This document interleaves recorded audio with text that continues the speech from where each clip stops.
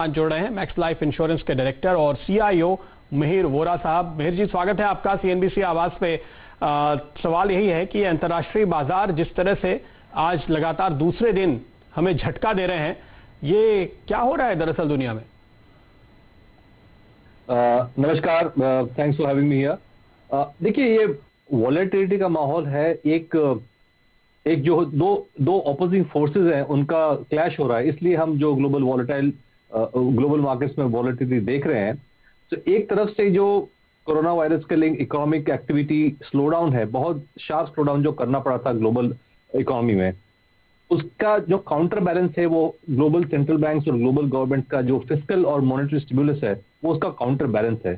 तो एक बहुत बड़ा जो शॉक है उसको इक्वली बड़े बजूगा से जो काउंटर कर रहे हैं गवर्नमेंट्स और सेंट्रल बैंक, उसकी वजह से ये जो क्लैश है उसकी ये वॉलेटिलिटी है। तो एक दिन हमें लगेगा कि फिस्कल और मॉनेटरी पॉलिसी बहुत अच्छी हो गई है, लिक्विडिटी की बेशुमार फ्लो हो रही है, तो मार्केट तेजी में रहेगा। दूसरी तरफ लगेगा नहीं ये तो वी शेप रिकवरी नहीं होगी, यू शेप या एल शेप होगी, तो एक तरफ से जो है वो मार्केट नीचे जाएगा। तो ये जो है सेंटिमेंट थोड़े महीने के लिए ऐसे ही चलेंगे, तो निवेशकों को ये एक्सपेक्ट करना चाहिए कि ऐसी वॉलेटिलिटी बरकरार रहेगी।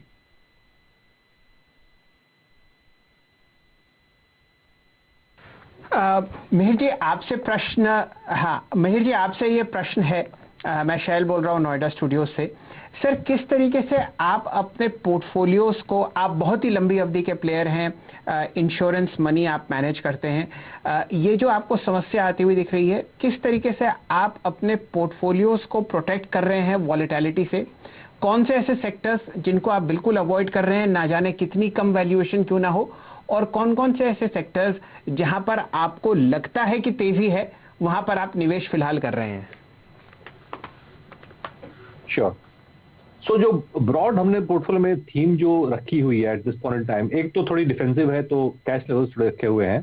बट अगर कैश को हम इग्नोर करें तो एक ब्रॉड ट्रेंड हम देख रहे हैं कि जिस तरह से यूरोप और यूएस, जापान वगैरह में स्टिमुलस किया गया है, फिस्कल स्टिमुलस खास करके, मॉनेटरी तो बहुत बड़ा किया गया है, लेकिन फिस्कल स्टिमुलस जिस तरह से किया गया है, तो ये प्रोबेबिलिटी, ये चांस ज्यादा है कि यूएस इकोनॉमी पहले रिकवर होगी, यूरोप बाद में रिकवर होगी, और जो इंडिया जो है जहां पे फिस्कल स्टिमुलस कम दिया गया है वो थोड़ी देर के बाद रिकवर होगी।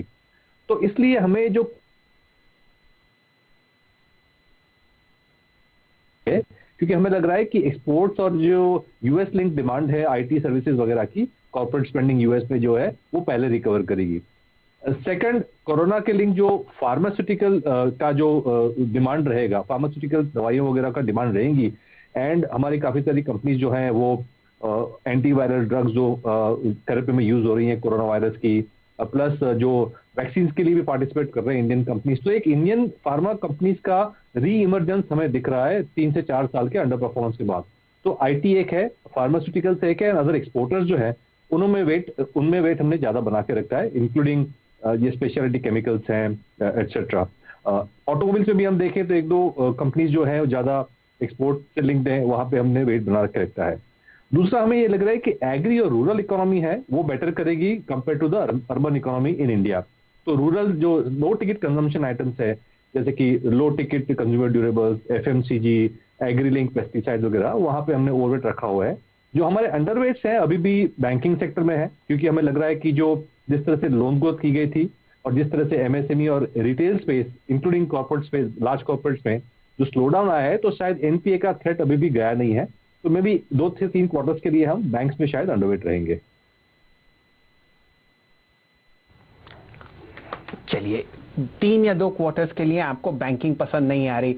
वोरा साहब, एक प्रश्न और बताइए, आपके cash levels as percentage of total portfolio कितने हैं? क्या ये बड़े हैं 2 महीने के मुकाबले, या ये कम हुए हैं?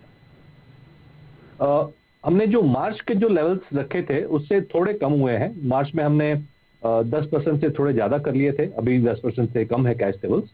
तो ग्रेजुअली जो है हमने बिल्टअप किया है, बट हमने फुल इन्वेस्टेड अभी तक नहीं किया है, फुल इन्वेस्टेड। आपने जिन सेक्टर्स की बात की, आपने कहा फार्मा, रूरल कंजम्पशन, ये आप तेजी वाले सेक्टर देखते हैं और बैंकिंग पे आपको कमजोरी नजर आती है। अगर आप बाजार की चाल देखें तो बाजार ने कई एक सेक्टर्स पे कॉल लिया है कि वहां पर अब खरीदारी का मौका बन रहा है, जिनमें से ऑटोमोबाइल एक सबसे अहम सेक्टर है। ऑटो और ऑटो एंसिलरी में अगर आप देखें तो काफी लोगों को ऐसा लगता है कि आज इनके वैल्यूएशन वही हैं जहां फार्मा के वैल्यूएशन शायद आज से 1 साल पहले थे, जब ये तेजी नहीं हुई थी। क्या आप एक बिल्कुल कॉन्ट्रा कॉल आप भी ले रहे हैं और अपना एक्सपोजर बढ़ा रहे हैं? जी, ऑटो में हम वैसे स्ट्रक्चरली देखें तो काफी ओवरवेट थे, काफी बुलिश थे, लेकिन लास्ट 4-5 महीने में वेटेज हमने कम की है। बट अगर हम नेक्स्ट 2 साल की बात करें तो टू व्हीलर्स और कार्स दोनों में ही डिमांड रिवाइव होनी ही होनी है। इंडिया ऐसी कंट्री है, यंग डेमोग्राफिक्स है, और अब शायद ये सोशल डिस्टेंसिंग की वजह से लोग पर्सनल ट्रांसपोर्ट ज़्यादा यूज़ करना चाहेंगे थोड़े समय के लिए, तो ऑटो में रिवाइवल आने के चांसेस अच्छे हैं। तो जो हमने अंडरवेट पोजीशन की हुई है वो हम न्यूट्रल लेने की सोच रहे हैं, बट देखते हैं एक नेक्स्ट 2-3 महीने के नंबर्स देख के। लेकिन स्ट्रक्चरली ये सेक्टर तो डेफिनेटली एफिशिएंट है। और ऑटो एंसिलरी की बात तो बिल्कुल अलग ही है, in the sense local demand तो है ही, बट हमारी काफ़ी सारी ऑटो एंसिलरीज लास्ट 10-15 साल में बहुत ही वर्ल्ड स्केल और वर्ल्ड क्लास हो गई है। और जैसे कि मैंने पहले बात की कि हम एक्सपोर्टर्स पे ज़्यादा ध्यान दे रहे हैं, खास करके यूएस इकोनॉमी के लिंक एंड यूरोपियन इकोनॉमी के लिंक, तो ऑटो एंसिलरी और आईटी दोनों ये सेक्टर में फिट होते हैं। तो ऑटो एंसिलरी में तो हमने ऑलरेडी वेट बढ़ाना शुरू कर दिया है। जी, वोरा साहब, ये आपसे आखिरी प्रश्न है। हमारे बहुत सारे दर्शक हमें लिखते हैं कि 7700 का लेवल निफ्टी उनसे पकड़ा नहीं गया, 17000 का लेवल बैंक निफ्टी पर वो नहीं पकड़ पाए। फिलहाल आपके सामने 5 डिजिट पर निफ्टी आने की कोशिश कर रहा है और ऑलमोस्ट 20000 का जो लेवल है वो आपको बैंक निफ्टी क्रॉस करता हुआ दिख रहा है। जो दर्शक, जो निवेशक इस रैली को, जो कि 25% नीचे से आपको बढ़ती हुई दिख चुकी है, हाथ में नहीं पकड़ पाए हैं, उनको आप क्या राय देंगे? किस तरीके से इन्वेस्ट करें और कौन कौन से चीजें हैं जिससे बच कर रहे? देखिए, इंडियन स्टॉक मार्केट्स हमेशा रिटर्न्स देती है पेशेंट इन्वेस्टर को। आई थिंक जो ओल्ड सेइंग है, जो काफी घिसी पिटी है लेकिन रिपीट करना जरूरी होता है, कि it's not timing the market that is important but time spent in the market. अगर आप कंपाउंडिंग की बात करते हैं और से 5 से 10 साल की बात करते हैं, तो ये कोई फर्क नहीं पड़ता आपने 17,000 पे बैंक निफ्टी पे एंट्री ली थी या 20,000 पे बैंक निफ्टी पे एंट्री ली थी, बिकॉज आपके 5 या 10 साल के कंपाउंडेड रिटर्न में शायद 0.2-0.3% का फर्क पड़ेगा।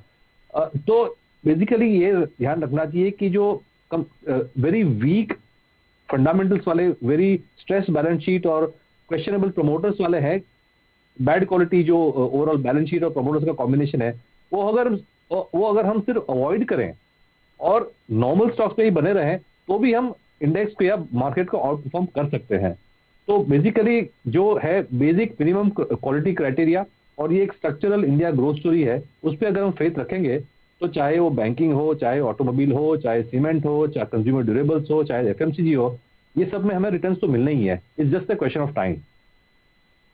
तो पेशेंट इन्वेस्टर धैर्य के साथ बने रहेंगे आप बाजार में तो आपको शानदार रिटर्न मिलेंगे। मिहिर जी, बहुत बहुत शुक्रिया, हमारे लिए वक्त निकाला आपने और इस मुश्किल माहौल में हौसला बढ़ाया।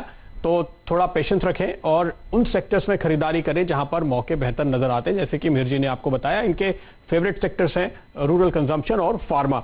लौटते हैं बाजार की तरफ और एक